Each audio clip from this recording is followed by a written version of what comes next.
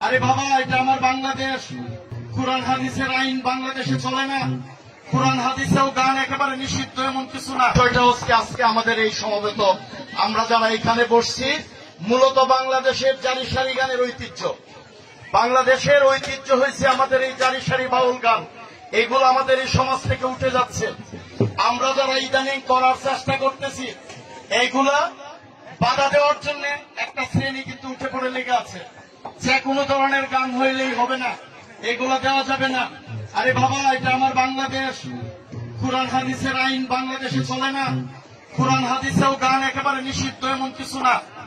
তবে দয়া করে আপনাদেরকে বলি, আমাদের এই ঐতিহ্য, আমাদের এইখানে যারা সমবেত হয়েছে, অনেক বাচ্চারা এখানে জড়িত আছে, অনেক মানুষ এখানে গান শুনতে আসছে।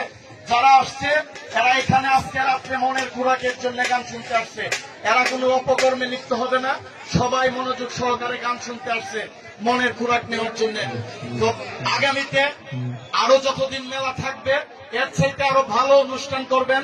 আপনাদের পাশে আরিফ ভাই, আমরা সবাই থাকবো ইনশাল্লাহ। এর চাইতে আরো ভালো গান আমরা যাতে উপহার দিতে পারি। সবাই আমাদের জন্য দোয়া করবেন, এই আয়োজক কমিটির জন্য দোয়া করবেন। সবাইকে ধন্যবাদ। আসসালামু আলাইকুম।